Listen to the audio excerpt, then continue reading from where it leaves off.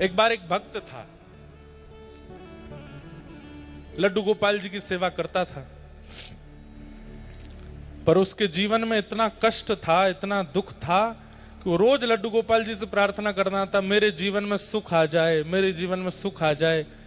10 वर्ष निकल गए लेकिन उसके जीवन में सुख नहीं आया।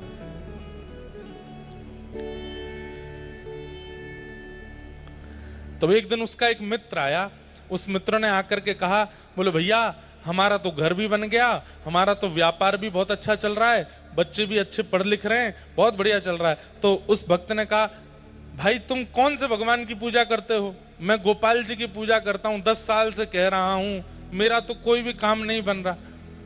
उस भक्त ने कह दिया, मैं तो शंकर जी की आराधना करता हूं, शिव आराधन करता हूं। और सुनो, हम तुमको एक राय दें। बोले क्या?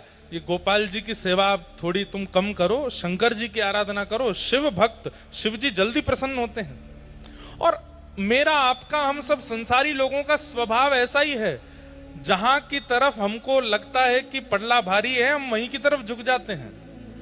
एक क्षण लगता है हमको छोड़ने में, अविश्वास बहुत जल्दी आता है हमारे मन में।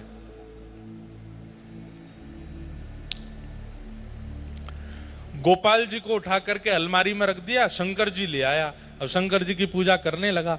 अगले दिन जैसे शंकर जी का आराधन करते समय अगरबत्ती लगाई तो अगरबत्ती का धुआं स्वाभाविक रूप से ऐसे उड़ करके इधर जा रहा था जहां अलमारी में ठाकुर जी बैठे थे।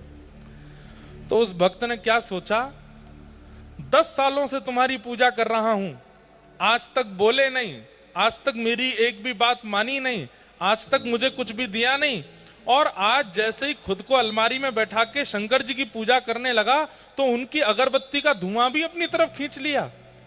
उनकी अगरबत्ती की सुगंधी भी खुद ले रहे हो, उनको नहीं लेने दे रहे हो। रुक जाओ, मैं आपको अलमारी से निकाल करके और कहीं रख देता हूं। जैसे ही अलमारी खोली तो क्या देखता है कि जो मूर्तिमंत लड्डू गोपाल थे वो प्रत्यक्ष प्रकट होकर के वहां बैठे थे। क्यों? क्यों? क्योंकि 10 साल उसने सेवा करके ठाकुर जी को मूर्ति ही माना था। आज पहली बार उसके मन में यह भावना आई कि इनकी भी नाक है, ये भी सूंघते हैं, यह भी प्राणी हैं, इनके अंदर भी प्राण हैं। उसके अंदर यह भावना आ गई कि मैं दूसरे देवता की सेवा कर रहा हूं तो इनको शायद जलन हो रही है। ये जलन होना, किसी धुआं को अपनी तरफ खींचना, सुगंधी सूंघना, ये चैतन्य का स्वरूप है, ये जड़ का स्वरूप नहीं है। आज 10 साल बाद उसने ठाकुर जी को चैतन्य माना, इसलिए प्रकट हो गए ठाकुर जी। इससे ये बात प्रमाणित होती है। हम आज तक अपने ठाकुर जी के प्रति चैतन्य बुद्धि कर ही नहीं पाए हैं, इसलिए ठाकुर जी जड़ ही रहते हैं, वो चैतन्य नहीं बनते। उनके प्रति चैतन्य भावना रखो, उनके प्रति चैतन्य की स्थिति रखो। और चैतन्य स्थिति कैसे होती है? ठाकुर जी से कोई संबंध बना लीजिए, ठाकुर जी को अपना कुछ मान लीजिए,